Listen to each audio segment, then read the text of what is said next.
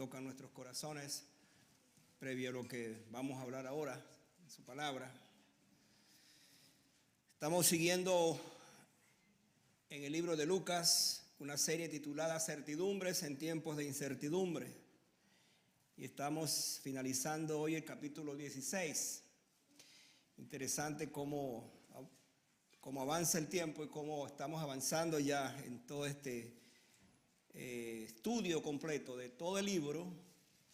Qué bendición es que hoy lleguemos al capítulo 16 y vamos a leer el versículo 19, la llamada parábola del rico y Lázaro. Y vamos a estar leyendo esa parábola. Posteriormente hay un versículo que quiero que ustedes lean conmigo y es a Hebreos, ténganlo por allí a la mano, Hebreos 9, porque eso lo van a leer conmigo, Hebreos 9, 27, pero primero vamos a leer este pasaje, la parábola de Lucas 16, 19 en adelante. Por favor, sigan allí la lectura. Pónganle mucha atención al contenido de esta parábola. Piense mucho en lo que va a leer o va a oír. Esta es una de esas parábolas que nos hacen pensar profundamente sobre nuestra condición, especialmente de dónde vamos a pasar la eternidad. Así es que lea, escúchela o léala. Así, había un hombre rico que se vestía de púrpura y lino fino y hacía cada día banquete con esplendidez. Había también un mendigo llamado Lázaro que estaba echado a la puerta de aquel lleno de llagas y ansiaba saciarse de las migajas que caían de la mesa del rico, y aún los perros venían y le lamían las llagas. Aconteció que murió el mendigo y fue llevado por los ángeles al seno de Abraham, y murió también el rico y fue sepultado. Y en el Hades alzó sus ojos estando en tormentos y vio de lejos a Abraham y a Lázaro en su seno.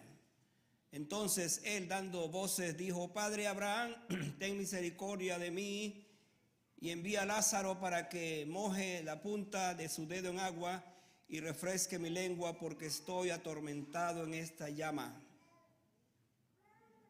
Porque estoy atormentado en esta llama. Pero Abraham le dijo: Hijo, acuérdate que recibiste tus bienes en tu vida, y Lázaro también males, pero ahora este es consolado aquí, y tú atormentado. Además de todo esto, una gran cima está puesta entre nosotros y vosotros, de manera que los que quisieran pasar de aquí a vosotros no pueden, ni de allá pasar acá. Entonces dijo: Te ruego pues, Padre, que le envíes a la casa de mi padre, porque tengo 5 hermanos, para que les testifique a fin de que no vengan ellos también a este lugar de tormento. Esta es la tercera vez que que se registra la palabra tormento. Y Abraham le dijo: a Moisés y a los profetas tienen, óiganos. Él entonces dijo: No, padre Abraham, pero si alguno fuera de ellos, de entre ellos, de los muertos, se arrepentirá. Mas Abraham le dijo: si no oyen a Moisés y a los profetas, tampoco se persuadirán, aunque algunos se levanten de los muertos. Hebreos, lean conmigo, capítulo 9, versículo 27. Leamos juntos. Y de la manera que está establecido, juntos por favor, y de la manera que está establecido para los hombres que mueran una sola vez y después el juicio. Vamos a repetir otra vez. Repitan otra vez conmigo ese versículo. Y de la manera que está establecido para los hombres que mueran una sola vez y después el juicio. Oremos. Padre, gracias por esta palabra que hemos leído. El solo hecho de leer una parábola como esta nos hace pensar tan seriamente que fuiste tú quien dijiste, quien la enseñaste, quien la dejaste, para nuestra profunda y detenida reflexión. Señor, cuando pensamos en el cielo, el lugar de tu morada, de los ángeles, de los redimidos, el seno de Abraham, que es un equivalente, el paraíso, pero también pensamos en la realidad del Hades o el infierno, y esta parábola nos ilustra, nos describe en magnitud, Señor, lo que esto significa. Nosotros no podemos soslayar la verdad que nos confronta esta tarde, y es acerca de dónde vamos a pasar la eternidad. Señor, mi oración esta tarde como portador de esta palabra, como predicador, como pastor de esta palabra, es convocar a mi pueblo, convocar a tus hijos, convocar a aquellos que no te conocen para que vean la realidad de este pasaje, la realidad de lo que nos significa estar un día o en tu presencia o lejos de tu presencia. Oramos pues, Señor, para que tú nos guíes y nos dirijas en el nombre de Jesús. Amén. Pueden sentarse los niños, como siempre van a sus lugares de trabajo o de juego, no sabemos qué es lo que van a hacer, pero van. Bienvenidos, hermanos. Me gozo en verles. Bienvenidos los que se conectan con nosotros siempre por las redes sociales. Tenemos unas cuantas personas que sé que están conectados y que están pendientes de nuestra predicación.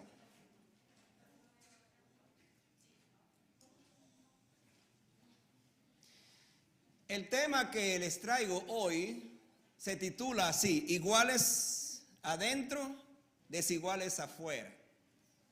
De repente se está pensando, ¿cómo es esto? ¿Cómo se dirige? Se entiende esto.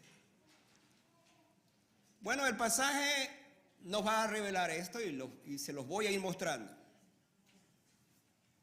Este es el tema que tratamos hoy. Iguales adentro, desiguales afuera. Es interesante que Lucas es el único de los 4 evangelios que nos presenta esta parábola. No va a encontrarla usted en ninguna otra parte, sino que el médico Lucas se encargó de registrarlas. Y hermano, siempre nos recuerda esto, lo que dijo Juan, que Cristo dijo muchas cosas, hizo muchas cosas, pero dijo muchas cosas que no están registradas en la Biblia. ¿Usted se imagina cuántas parábolas dijo Jesús que no están aquí? Sin embargo, Juan dijo, estas se han escrito, aparecen ahí para que creamos. Es como si nos dijera, estas son suficientes, o esto es suficiente para que nosotros creamos, no necesitamos más. De esta manera, entonces, esta parábola tiene el propósito de revelarnos de una manera extraordinaria cómo se desarrolla la vida terrenal, pero también cómo se desarrolla la vida fuera de la tierra, más allá. No hay en toda la Biblia, como dije, una descripción tan gráfica del lugar de tormento conocido, se va a conocer como el infierno, y un lugar de consuelo llamado, en este caso, el seno de Abraham o el cielo, también se conoce como el paraíso.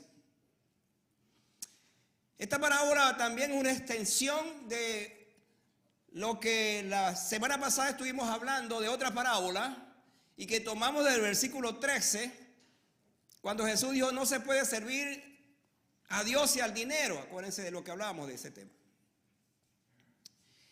Y él viene tocando ese tema. ¿Por qué decimos esto? Porque precisamente estamos en presencia de un rico, de un hombre muy rico, pero que hizo de la riqueza su Dios, y en consecuencia, entonces, al morir, en efecto murió con ese Dios, adorando a ese Dios, el Dios del dinero. Por otro lado, al igual que la parábola anterior, las decisiones que se toman en la tierra son las decisiones que repercuten en la eternidad. Lo que yo decido en este mundo respecto a mi destino eterno, a mi salvación, a lo que va a ser mi salvación, es aquí en la tierra. No hay otra manera de pensar en esto, no hay otro tiempo para pensar en esto. Es en esta tierra donde usted y yo decidimos dónde voy a pasar la eternidad. Y esto nos habla entonces de una situación donde somos confrontados.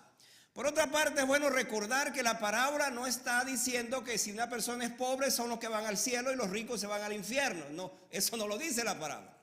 Porque bien pudiera confundirse esto. Pero entonces las personas pobres son las que van al cielo, por el caso de Lázaro. No, en el cielo hay ricos. Y en el infierno hay pobres. Entonces, ¿cuál es el asunto? ¿Cómo se entiende esto? Bueno, lo que le estoy diciendo. Depende de la decisión que yo tomé en la tierra. Eso me afecta para la eternidad. Pero sobre todo esta es una seria advertencia acerca de la incredulidad de la palabra. Escuche esto. Porque sorprendentemente nos vamos a encontrar en esta parábola cómo la palabra de Dios, cuando dice Moisés y los profetas, que la palabra de Dios incide precisamente en esa decisión. Y hermanos, esto nos hace pensar tanto porque usted escucha la palabra de Dios, la escucha una y otra vez. ¿Cuántos sermones ha escuchado usted en su vida? Simplemente póngase a pensar. Domingo tras domingo, quizás en la semana. Los que son aficionados a escuchar los sermones por YouTube o por las redes sociales, está escuchando siempre. Y hermanos, aquí hay una situación que es irreversible cuando hablamos de esto, y es que no hay otra oportunidad después de esta vida. No hay otra. Se han inventado por ahí algunos lugares intermedios que de aquí entonces usted, por ejemplo, usted muere en cierta condición, usted va a un sitio que se llama el purgatorio. Por cierto, se eliminó el limbo, que iban los niños, eso se eliminó ya. Pero entonces existe el purgatorio donde usted puede purgar sus penas, puede pagarse estas cosas y después entonces, si es buena gente, llega al cielo. Hermano, eso no es bíblico, no existe tal cosa en la Biblia como esta. Hay dos lugares, o el cielo o el infierno. No hay manera de pensar en un lugar intermedio. Y esta parábola nos presenta esto. Así pues, Jesús despeja todas las dudas acerca de dónde pasaremos la eternidad. Y es interesante que él trae esta parábola en el contexto cuando lo está hablando a los fariseos que eran avaros, que eran ricos, pero que también entonces ellos menospreciaban a los menos poseídos, como va a ser el caso de quien vamos a hablar aquí. Entonces, hermanos, tracemos en esta historia, escuche esto, el contraste entre dos vidas, dos decisiones, dos testimonios y dos imposibilidades. Eso es lo que le propongo esta tarde para que trabajemos, para que lo hagamos. Otra vez, dos vidas, dos decisiones, dos destinos y dos imposibilidades. Pensemos entonces, en primer lugar, el contraste de dos vidas desiguales. Acuérdense que el tema es iguales adentro, desiguales afuera. Entonces vamos a trabajar primero con el contraste de dos vidas desiguales. Vean lo que dice el versículo 19. Había un hombre rico, lo primero que dice el Señor, que se vestía de púrpura y de lino fino y hacía cada día banquete con esplendidez. Qué vida la de ese hombre. Es interesante que la vida de este rico se nos presenta como de total derroche, siendo diferente a aquel otro rico que, por cierto, ya hemos hablado, de que dice que acumulaba todos sus bienes, que hizo graneros y le dijo a su alma, alma, muchos bienes tienes, gózate, deleítate para muchos días. Pero al parecer pues no disfrutaba como este que está aquí disfrutando de su riqueza, de su vida. Este rico se daba todos los lujos. Escuche esto. Todos los lujos se daba este rico. Y usaba su riqueza para el derroche. ¿En qué? En sus mejores ropas y en los mejores banquetes. La palabra púrpura y lino fino, escuche esto, solo eran usados por los reyes, los nobles, los sacerdotes y los ricos. Pues él, el texto dice que se vestía de púrpura y lino fino, no era cualquier cosa. La vestimenta de este hombre simplemente era algo extraordinaria. Pero además de esto, de la vestimenta, este hombre hacía banquete, escuche, todos los días, comiendo suntuosamente cada día, sería la traducción. Todos los días, en otras palabras, cada día era un festín, era una fiesta. Y al parecer este hombre ni siquiera respetaba el día sábado. Porque es interesante cuando uno comienza a estudiar esto y dice todos los días, pues estamos hablando de lunes, martes, miércoles, jueves, viernes, sábado y domingo, todos los días. Ahora, hermano, hay que tener bastante, no solamente dinero, sino pues vivir en esa condición para hacer todos los días un banquete. Y fíjense la forma como Jesucristo describe a este hombre para contrastar estas dos vidas en esta condición.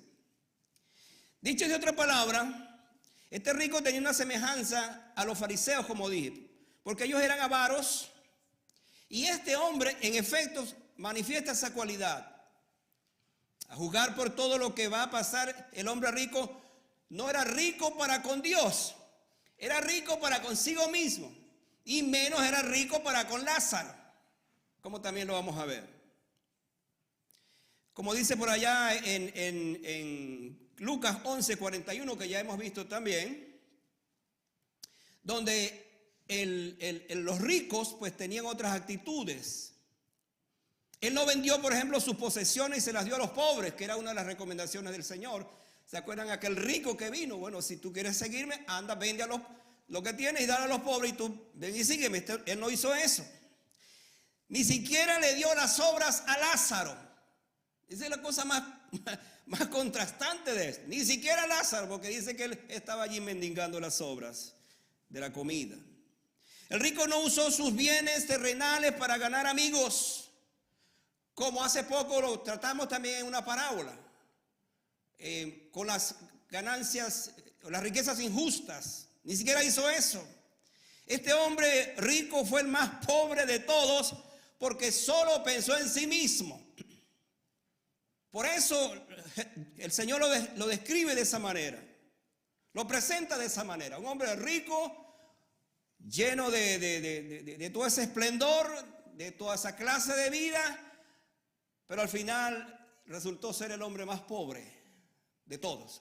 Y hermanos, antes de entrar a analizar a Lázaro, yo quiero decirle esto precisamente.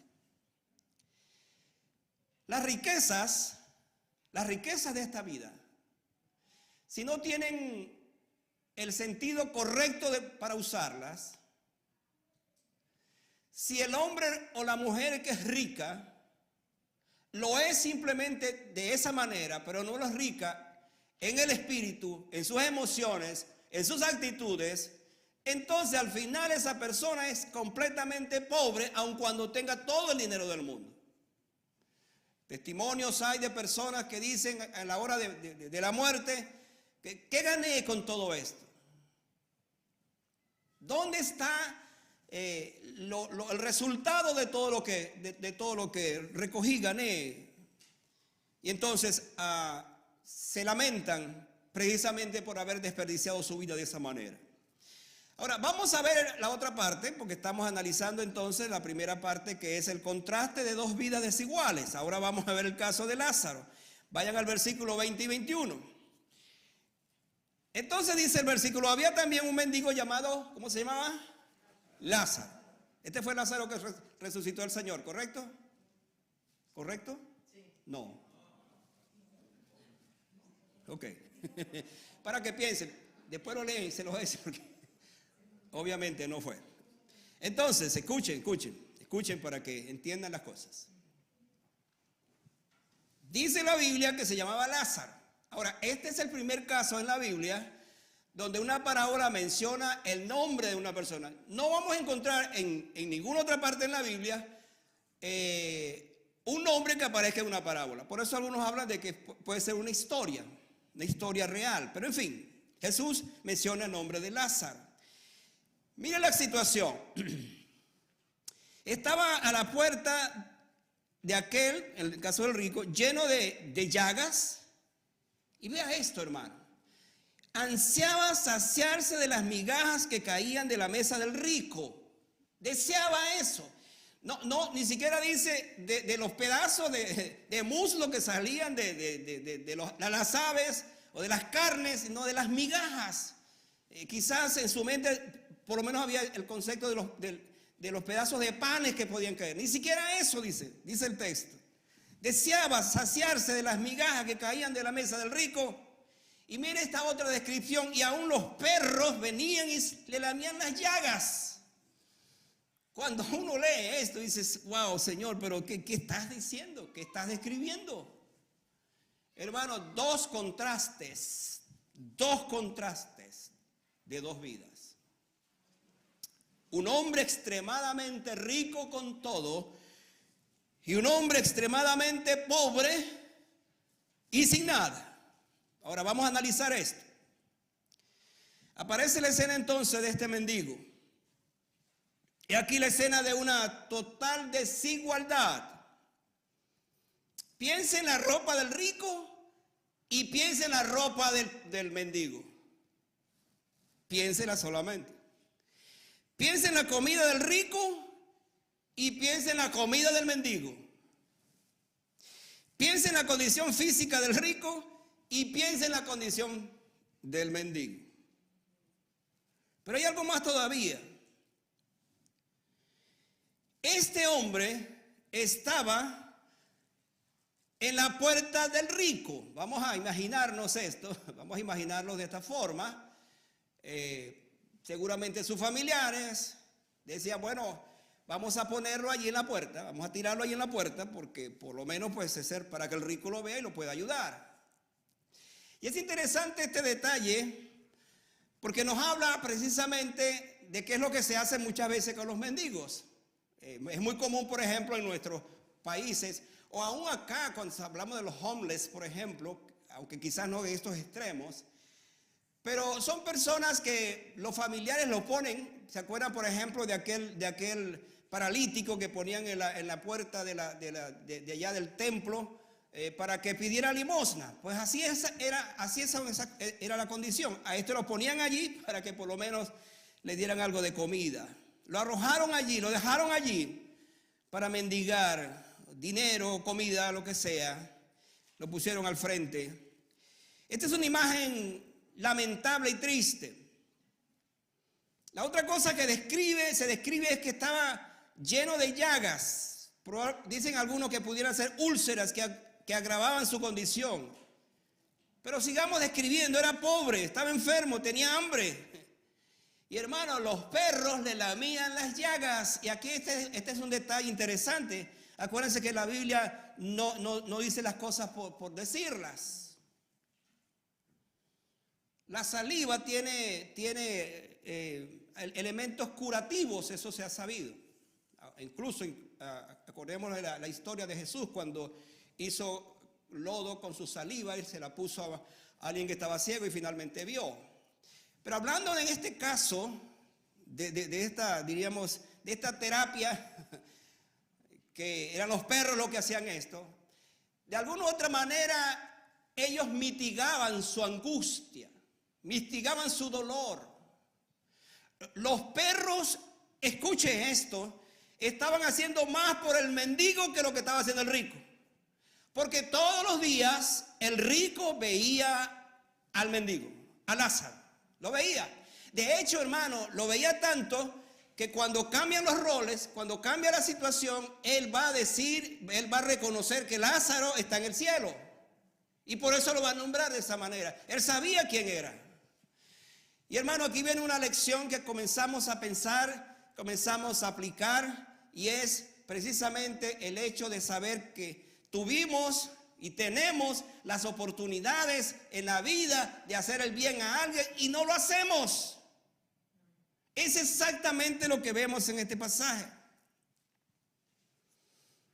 Otra vez, el nombre Lázaro no es el Lázaro, el hermano de María y Marta, no es. Este es otro Lázaro.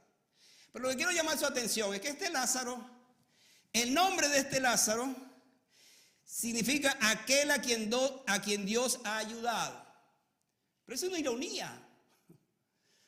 Porque en efecto, en esa condición, pues alguien dirá, pero ¿por qué Dios no lo ayuda? Si su nombre significa aquel a quien Dios ayuda, ¿por qué no lo ayuda? Y hermano, esto me hace pensar que estos son los pasajes donde mucha gente los agarra así como con pinza para decir, ve, mira, y ese que es cristiano, y eso que es cristiano, que va todo el tiempo a la iglesia, y mira cómo vive, mira cómo anda. Dios no lo ayuda. ¿Para qué entonces hacer eso? Y usted escucha esas voces muchas veces que como que lo laceran, le llegan ahí, le dan en la llaga, hablando en este tema. Pero hermano, el texto que es usado de esta manera, ciertamente, alguien preguntaba, pero ¿por qué? ¿Por qué Dios no lo hace? Hermano, la pregunta no es por qué, sino cuál es el propósito que Dios, con el cual Dios está trabajando en una situación de eso. ¿Hasta dónde debemos entender entonces qué es lo que está sucediendo? Entonces, en resumen, tenemos dos vidas desiguales.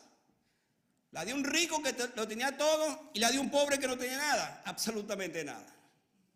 Ahora, vamos a cambiar para que veamos entonces cómo la muerte donde todos somos iguales. Ahora vamos a cambiar de desiguales para iguales. Vamos a ver ahora la muerte donde todos somos iguales. Por favor, sígame, versículo 22. Aconteció que murió el mendigo, y escuche, y fue llevado por los ángeles al seno de Abraham. Esta es una cosa que usted tiene que agarrar muy bien y entenderla, porque aquí hay muchas cosas que decir. Y murió también el rico y fue sepultado. Ahora, para que entendamos bien el cuadro, los dos ahora están iguales. ¿Por qué están iguales? Porque murieron. Están en el mismo plano porque murieron. Ahora vamos a describir esto.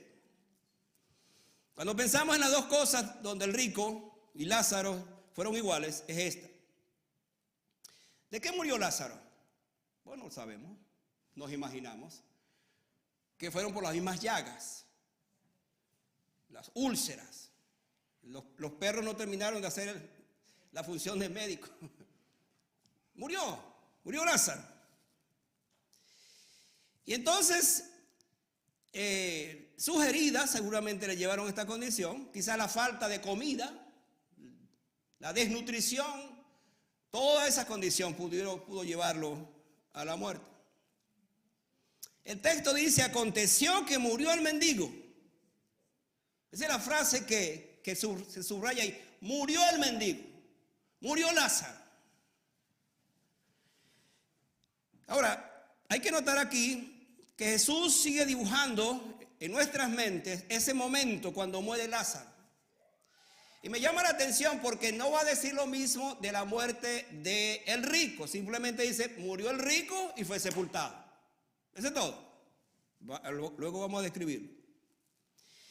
Debemos decir antes de seguir que Lázaro fue al cielo, otra vez no porque era pobre.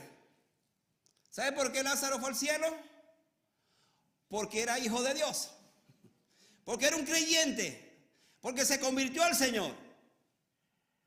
Y otra vez quiero enfatizar esto porque de repente usted está pensando, bueno, pero entonces si yo no tengo muchas cosas, no me porto tan mal, yo puedo ir entonces al cielo. No es eso lo que dice la Biblia.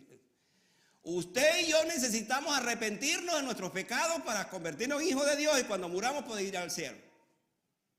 Si no hacemos esto, pues iremos a otro lugar de perdición y de eternidad. Hay dos cosas importantes para mencionar en esta muerte. La llegada de los ángeles y el seno de Abraham. Ahora, por favor, sígame aquí para que entendamos bien esto. La presencia de los ángeles recogiendo a Lázaro simplemente es consoladora. ¿Cómo es que los ángeles recogen a los que son suyos para llevárselos al cielo? En una oportunidad yo estaba dando algún estudio o hablando acerca de esto y yo mencioné esto y alguien reaccionó, me acuerdo, en eso. Creo que estábamos en una reunión de pastores. Y yo dije, bueno, este pasaje me dice a mí, porque lo dijo Jesús, que cuando usted y yo morimos, los ángeles vienen y nos recogen. Yo dije algo en esa ocasión que causó más extrañeza. Y dice, pero ¿por qué? ¿Por qué vienen los ángeles a recoger a los que mueren en el Señor? Pueden irse directamente. Hermanos, aquí hay algo que hay que pensar un poco. No estoy especulando, no quiero especular porque la Biblia no hay que especularla. No es esa mi intención, ni me caracteriza eso. Pero quiero pensar que el firmamento, el espacio de ida hacia el cielo, la Biblia dice que está llena, plagada de demonios, de potencia, de poderes. Y precisamente la presencia de los ángeles es para eso, para llevarlos, para sacarlos y llevarnos ante la presencia del Señor. Pero además es para presentarnos delante del Señor. Imagínense ustedes esto. Murió Lázaro. Vinieron los ángeles, lo recogieron, se lo llevaron. Le dijeron, Señor, aquí está Lázaro. Le dieron la bienvenida al cielo. ¿No es eso maravilloso? ¿Le anima eso? ¿Le anima eso, hermano? ¿Y por qué está tan serio? Tan serio. Pensándolo. Hermanos, esta es una verdad bíblica que debe llenarnos de profundo gozo al saber que cuando morimos o cuando vayamos a morir, hermanos, yo no sé cuál ángel va a ser, pero nos va a llevar ante la presencia del Señor. Esto es glorioso, maravilloso. Pero además dice que fue el seno de Abraham. Aquí viene otra palabra que es interesante. No dice el cielo, sino el seno de Abraham. Bueno, para los judíos el seno de Abraham era lo que existía en la mentalidad de que los muertos buenos, los muertos justos, iban a ese lugar, al seno de Abraham. Algunos dicen que este es el mismo sitio que se conoce como el paraíso. Y tiene sentido. Cuando el ladrón en la cruz murió y le dijo, Señor, acuérdate de mí cuando vengas en tu reino. ¿Qué le dijo Jesús? De cierto te digo, hoy estarás conmigo en el paraíso. En un sentido le dijo, hoy estarás conmigo en el seno de Abraham. Sería lo equivalente. ¿Por qué decimos esto? Porque el cielo como tal, en su estado final, hermano, todavía no ha llegado. Se está preparando. Ok, déjame explicarlo para que vaya pensando en todo esto. Al final de los tiempos, cuando todo se acabe, la Biblia dice que después de que venga el reino milenial y pase todo lo demás, vendrá entonces cielos nuevos y tierra nueva donde vamos a vivir. Pero entonces descenderá la nueva Jerusalén que está en algún lugar preparada, no habitada, así como el infierno está en un lugar no habitado todavía. Y ese será el día cuando finalmente estaremos con el Señor inaugurando la nueva Jerusalén. Mientras tanto, ¿a dónde van los muertos? ¿A dónde van los muertos? Entonces estoy tratando de explicarles para que usted sepa, hermano, y no esté confundido y dé respuesta cuando alguien le pregunta. Cuando alguien muere, siendo un creyente, va al seno de Abraham, va al paraíso, va a la presencia del Señor. No queda por ahí en las nebulosas, no queda por ahí moviéndose en el espacio, simplemente va allí. Así que Lázaro murió y fue a estar donde están todos los muertos justos. Y hermanos, aquí se cumple lo que dice Hebreos 9:21. Está establecido para los hombres que mueran una sola vez y después el juicio. Y aquí se ve el juicio, porque el juicio viene porque uno se va para ese lugar y el otro para otro lugar. Pero ahora vamos a ver el rico que murió también. Vamos a analizar también esto. Dice el texto, y murió también el rico y fue sepultado. Ahora, yo quiero imaginarme muchas cosas con esta muerte. Déjeme pensar en esto. Lo primero que estoy pensando es, si los ángeles del cielo, los santos ángeles del cielo, poderosos, vienen y agarran al creyente y se lo lleva al cielo, ¿quién viene a buscar a aquellos que no son creyentes y que se van al Hades? Tengo que inferir entonces que a lo mejor serán los mismos demonios a quienes se les encargue ese trabajo. Y hermano, simplemente otra vez, para que nos imaginemos, a mí me gusta que usted piense y que usted no se coma las cosas así, sino que piense. Y eso es lo que la Biblia nos hace que pensemos un poco. Si esto fuera así, imagínense por un momento el rico muere y entonces vienen demonios, se lo llevan allí hasta el Hades y allí está en ese lugar y comienza lo que va a pasar ahora. No estoy diciendo que eso es así, pero estoy pensando, estoy imaginándome. Ni estoy especulando tampoco con eso. Pero vamos a pensar en esto. Murió el rico. ¿De qué murió el rico? Pues puede ser por exceso de comida, exceso de bebida. No sabemos, pero murió. Simplemente murió por exceso de lo que sea. Una sobredosis también puede ser. Seguramente le trajeron los mejores médicos. Lo llevaron a una ambulancia. El 911 estuvo presente allí, pero hermano, murió. Entonces vamos a imaginarnos el funeral. En el funeral vino la alta clase, los ricos. Seguramente se le pagó a un clérigo para que trajera las honras fúnebres y dijera las mejores palabras allí. A lo mejor contrataron a las lloronas, porque en ese tiempo se contrataban a mujeres lloronas para que lloraran. Se les pagaba. Todo eso se hacía.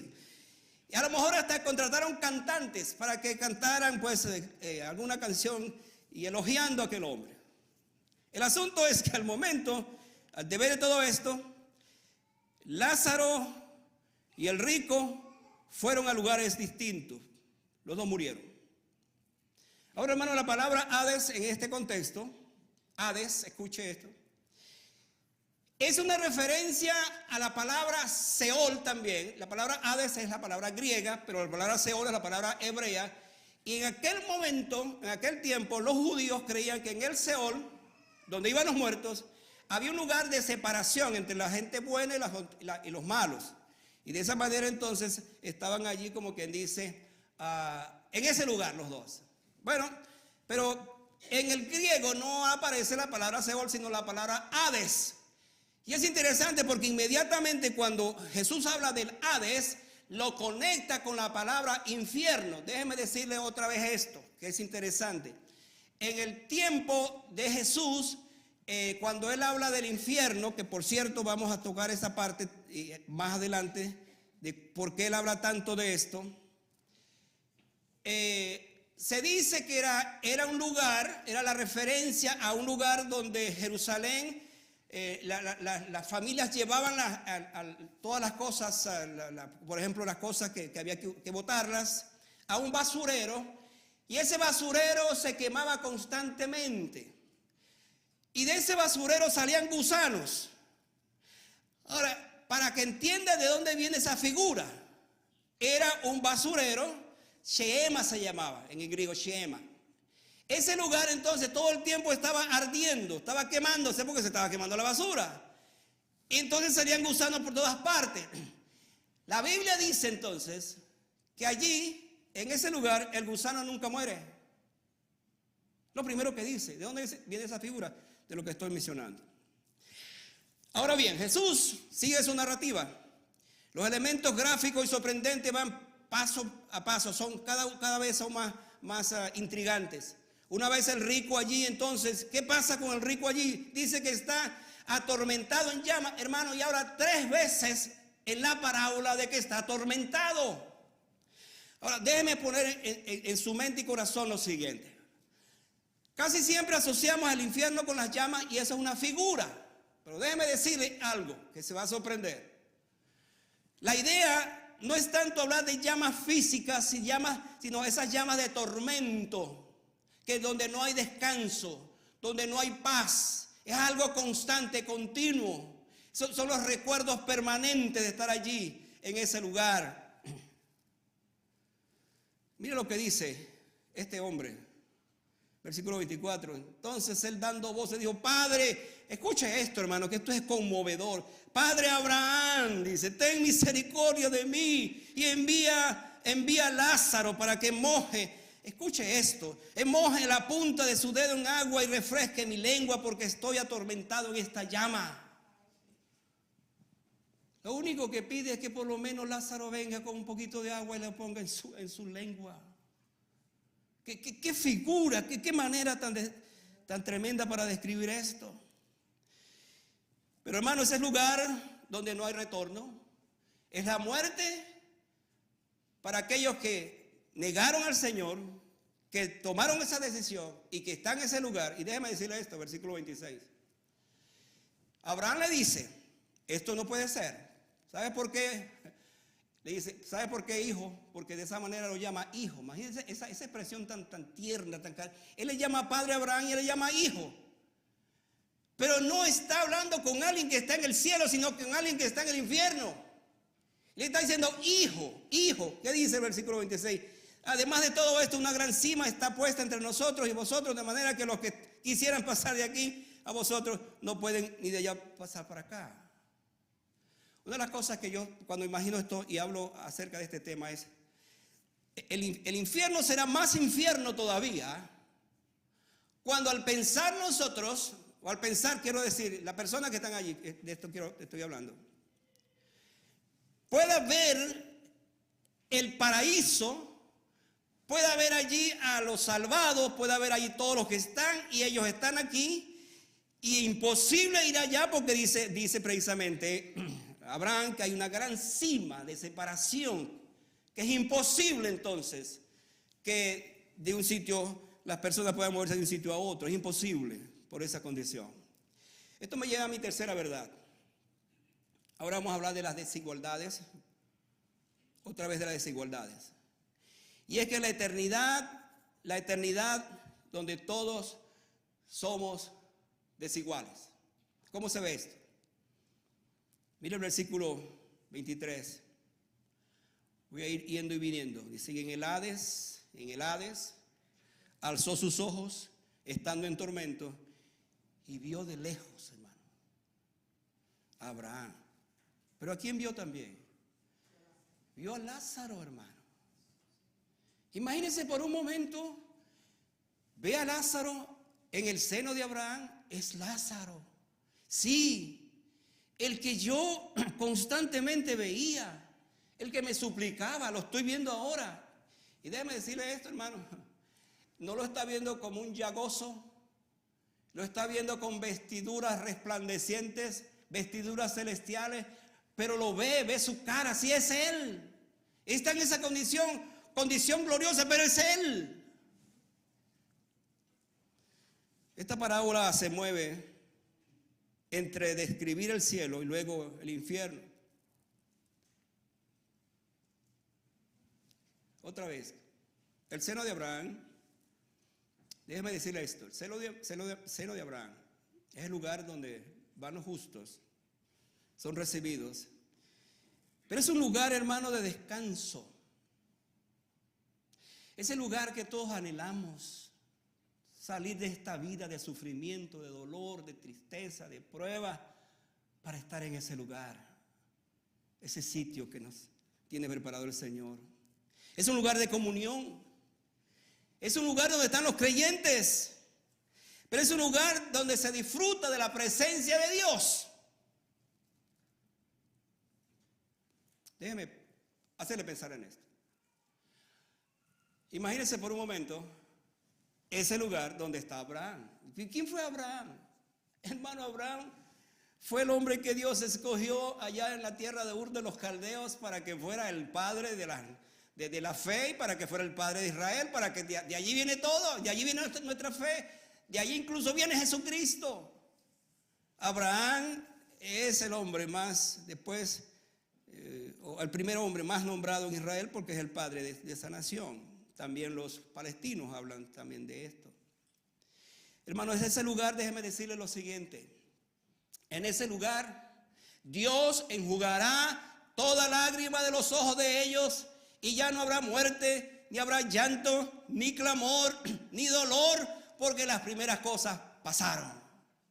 Esa es la esperanza que tenemos de la vida cuando estemos en su presencia. Esa es la esperanza de la vida cuando estemos en ese lugar. Por ahora lo llamamos seno de Abraham, el paraíso. Pero luego entonces lo llamaremos y estaremos en la nueva Jerusalén, disfrutando con el Señor para siempre, viviendo con Él para siempre. El concepto del seno de Abraham nos recuerda entonces que la muerte no es el fin, escuche esto, sino es el comienzo de una vida nueva en la presencia del Señor. Y uno dice, wow, qué lindo es pensar que cuando yo vaya ahí voy a ver a Abraham, a Lázaro, a los apóstoles, a mis familiares que me anticiparon. Pero déjeme decirle, hermano, que eso no es lo más importante. Lo más importante es que cuando usted y yo vayamos al cielo, vamos a ver a Jesucristo. Porque al fin y al cabo, Él fue quien murió en la cruz del Calvario para que nosotros le conociéramos, nos arrepintiéramos de nuestros pecados, nos convirtiéramos en sus hijos y al morir vamos a su presencia para ver su rostro. Así como otra vez aquel ladrón arrepentido que vio a Jesús. Imagínense por un momento, lo vio ahí sufriendo con la misma sangre, o con esa sangre derramándose allí los dos, los tres estaban derramando su sangre porque están siendo crucificados. Y escuchó a decirle, hoy estarás conmigo en el paraíso. Y de repente entra al paraíso, no como un ladrón, como un hombre de Dios convertido, con una vestimenta nueva. Y allí ve a su Salvador, y allí lo ve. Qué cosa tan sorprendente entonces es pensar en ese paraíso. Esto nos invita a reflexionar sobre nuestra propia vida y preguntarnos si estamos viviendo de acuerdo con la voluntad de Dios. Nos invita, escuche esto, a oler menos al mundo y a tener el olor del incienso del cielo.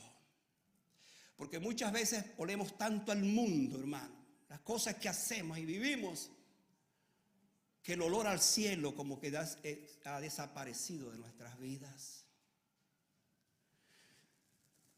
Y esta es la otra parte, es el lugar de tormento. Él dijo, Padre Abraham, ten misericordia de mí. Hemos hablado de eso. La mayoría de las religiones y sectas del mundo hablan de un Dios que por ser tan bueno, hermano, no existe el infierno. No hay tal cosa como infierno. Es más, el universalismo, que es una de las corrientes modernas, dice, plantea eso. ¿Cómo puede haber un Dios de amor, de gracia, de bendición, crear un infierno para que la gente pase toda una eternidad? Eso no puede ser. Pues sí puede ser. Déjeme darle este dato que de repente le va a sorprender. De las 162 referencias que habla la Biblia del infierno, Jesús mencionó 62 de ellas. Y le tengo esta noticia. Jesús habló más del infierno que del cielo mismo. Esto entonces nos da una idea de por qué Jesús habló tanto de esto. Porque, hermanos, Él creó el infierno. Piensen poco en esto. El infierno fue creado para el diablo y sus ángeles. Y si sabemos por la palabra de Dios que Jesucristo es el instrumento de creación de todo lo que sabemos, pues también creó esa tierra nueva, esa nueva Jerusalén, pero también el infierno. ¿O no lo cree? Una primera verdad que pronto surge con esta figura del rico en el infierno y aquel terrible tormento es que el dinero no se podrá usar para apaciguar la tormenta en ese lugar. Hermano, el rico pudiera haber pensado, yo tengo mucho dinero, yo tengo una tarjeta de crédito que tiene millones y millones y millones de dólares. Y seguramente yo puedo entonces hablarme con alguien aquí para que me haga el trabajito, entonces yo puedo salir de este lugar. No es posible. No habrá forma de hacer alguna transferencia para que alguien lleve un poco de agua, tan siquiera un poco de agua para refrescar. En el caso que estamos viendo. Es imaginarse este diálogo entre dos eternidades. Observen las tres cosas que no hay allí, que no van a haber en el infierno. Las tres cosas que no van a haber. Número 1, no habrá salida. No hay salida.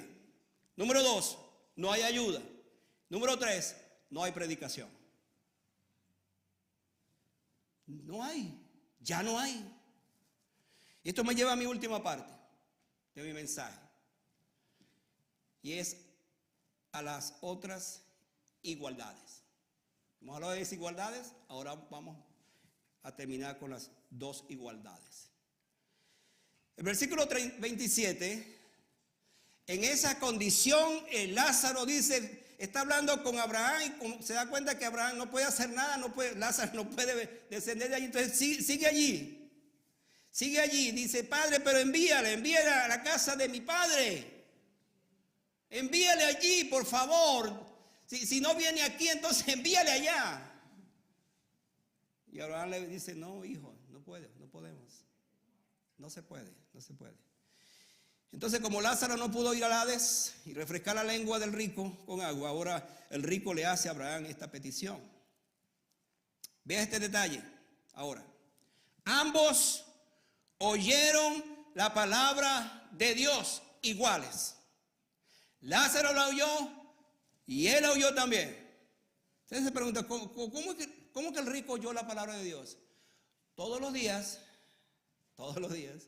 Lázaro le hablaba del Dios de amor, de gracia y de misericordia. Le hablaba, pero no lo escuchó. Él estaba en su rumba de todas las cosas que hacía. Lo primero a observar aquí es la importancia del impacto del evangelio y del poder de la palabra para cambiar una vida. El rico, al igual que Lázaro, escucharon la palabra. El rico seguramente escuchó la palabra del Señor y él la sabía. Y déjeme decirle esto. La sabía tanto que él llama a Abraham padre. ¿Se dieron cuenta de eso? Padre Abraham. Y Abraham le responde hijo. Y uno comienza aún a sorprenderse más en esta parábola al pensar que este hombre, por supuesto, por ser judío, hablando en términos así, tuvo todas las oportunidades también para salvarse. Y hermano, yo quiero decirles esto de todo corazón. Cuando nosotros pensamos en la gente que se está perdiendo, que se va a perder, y que nosotros no fuimos capaces de advertirles a esa persona que existe el infierno y que se van a ir allí, debe decirle que nosotros somos responsables de eso. Y es esto lo que me ha llevado a pensar y a decir lo siguiente, que parece algo extraño lo que voy a decir. Pero hermano, nosotros debiéramos sentir un poco lo que sintió el rico en el infierno. Y en nuestro corazón decir, Señor, ten misericordia, ayúdame para compartirle a otros, para que no vayan a ese lugar. Esta es la condición de este hombre. Él dice allí entonces, dile a Lázaro que vaya. Tengo 5 hermanos, escuche esto, hermano. Tengo 5 hermanos. Ellos también son ateos, no creen en ti. Pero por favor, manda a Lázaro, mándalo para que vaya y les predique. Déjame decirle esto, hermano. Esto se llama sensacionalismo. Hay gente que quisiera ver cosas como que alguien viniera de los muertos y le predicara. Que le echara, y diciendo, bueno, si yo veo eso, si hay un milagro de ese tipo, yo voy a creer. Hay gente que piensa de esa manera. ¿Qué le dice Abraham? Si no oyen a Moisés y a los profetas, ni aún alguien que se levante de los muertos van a creer. Ahora, ¿a dónde quiero llegar? Nosotros tenemos la palabra del Señor. Es lo que tenemos que predicar a la gente. La advertencia de la palabra de Dios es esta: que crean en Jesucristo, que se arrepientan, que sean librados de ese lugar. Porque ninguna ayudadita puede, valga la redundancia, ayudar para que la persona cambie de estado, cambie de condición. Es el pensamiento de lo sensacional. Si sale un muerto, pues se hablan esos términos. Si sale un muerto, pues los muertos no salen, por supuesto.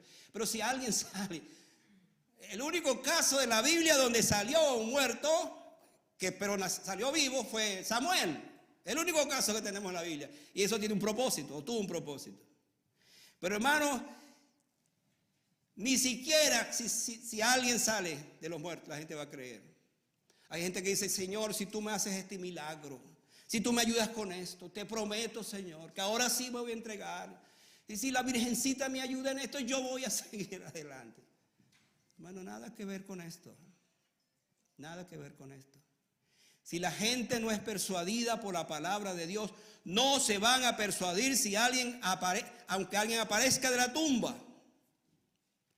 La supremacía y suficiencia de las Escrituras significa, escuche esto, que Dios nos ha dado todo en ella.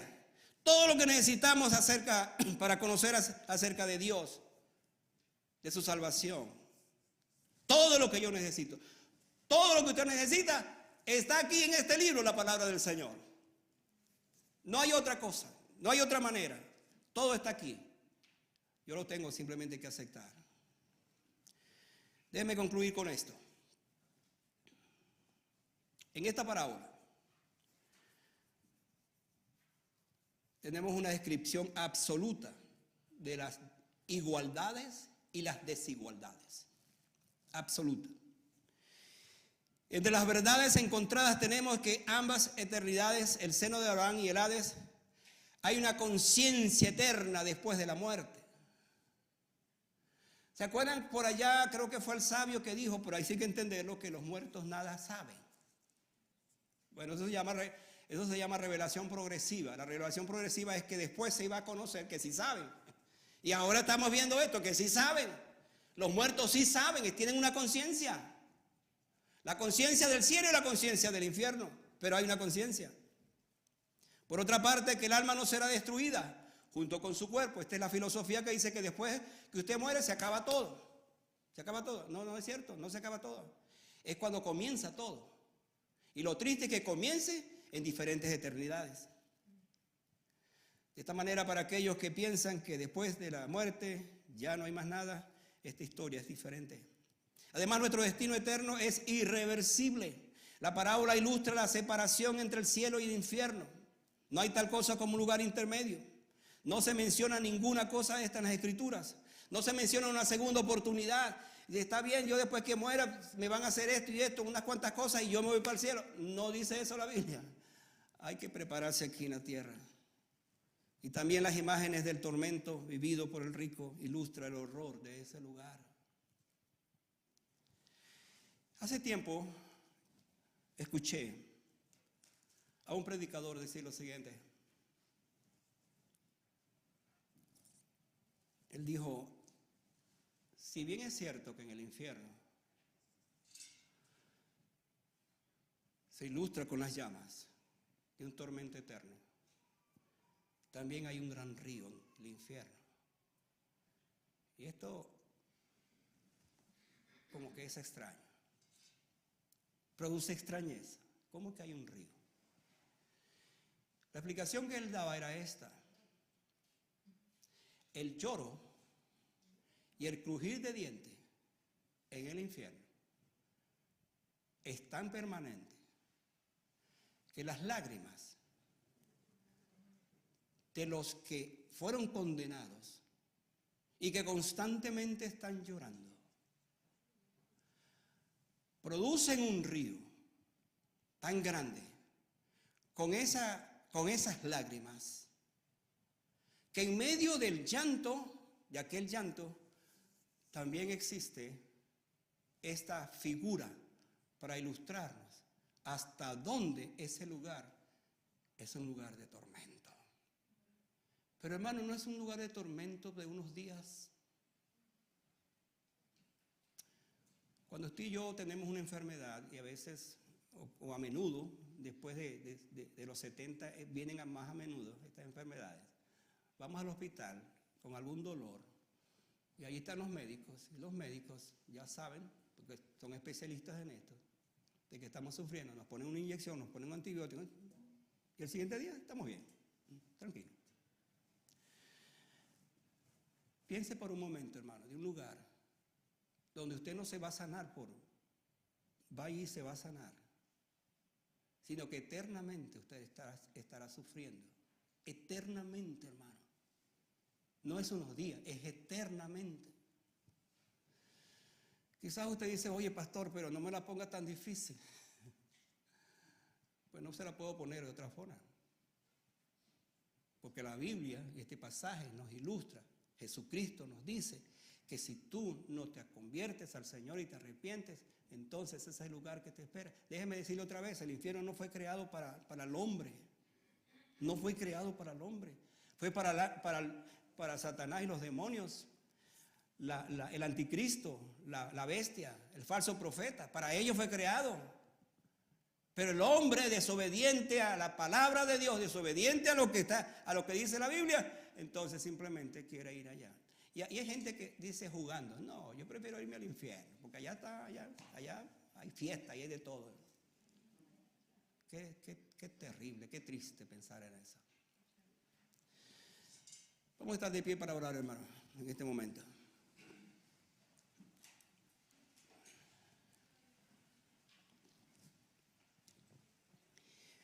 Yo tengo una responsabilidad muy grande esta tarde de orar al finalizar este mensaje. Y es por lo siguiente. Tú que estás con nosotros todos los domingos, tú que vienes a la iglesia, nosotros te amamos, te queremos. Qué bueno que seas parte de la iglesia. Pero ¿sabes qué? Mi anhelo pastoral es que cuando esté con el Señor, yo pueda decir, Señor, aquí está la iglesia ambiente de gracia, toda, absolutamente toda. Pero cuando pienso en alguien que no tiene a Cristo en su corazón, que no ha recibido a Cristo en su corazón, tengo que pensar, Señor, ¿y esa persona? Siempre oyó tu palabra, siempre oyó nuestras predicaciones, tanto la mía como la del pastor Cristian, que predicábamos todos los domingos. ¿Qué pasó con esa persona? Que Dios nos ayude y que Dios te ayude a ti esta tarde a tomar esta decisión. Ya no más, Señor. Escuché un mensaje que me ha tocado, que me ha hablado, que me ha hecho pensar definitivamente en mi condición. Cierra tus ojos. Y allí en tu corazón ora de esta manera. Padre, gracias por esta parábola. Quizás no la había oído de esta forma. No había tenido esta impresión de ver esta descripción que tú haces. Y fuiste tú, Señor. No fue ni siquiera un apóstol, fuiste tú, Señor, el que dijiste esta parábola. Nadie más conoce la realidad del Hades, el infierno, como Jesucristo, porque Él lo creó. Pero nadie más conoce la realidad del cielo como Jesucristo, porque Él vino de allí. Ahora, Señor, estamos acá, tus hijos, deseando un día estar en el seno de Abraham. Allí estar contigo para siempre, verte. Pero Señor, nosotros esta tarde oramos con responsabilidad por los que, aún teniendo acá en la iglesia, no te han conocido, pero aún por los que vamos a estar evangelizando este tiempo, estos días, para que te conozcan. Señor, yo quiero en este momento pedirte que aquella carga que tuvo ese hombre estando en el infierno, ante un tormento tan terrible, le clamaba a su padre Abraham para que alguien fuera y le predicara a sus hermanos para que no fueran a ese lugar. Pero Señor, nosotros tenemos la palabra de Dios. Y Él dijo a Moisés y a los profetas, óiganlo. Y es lo que nosotros también tenemos que hacer. Tenemos la palabra de Dios. Y esa palabra es la que tenemos que oír, no otra cosa, es esa palabra. Gracias nuevamente por este tiempo, Señor. Voy a hacer un llamamiento en esta hora, Señor. Yo quiero orar para que tú toques corazones en esta tarde, corazones que no se han arrepentido, que no te han conocido. Señor, que esta tarde sea una tarde gloriosa, de victoria, para que los hombres o mujeres que estén aquí, que no te han conocido, Señor, te conozcan. Gracias por este tiempo. Gracias por este tiempo. Amén. Quedemos ahí por un momento, hermanos. Voy a estar aquí al frente orando por ustedes.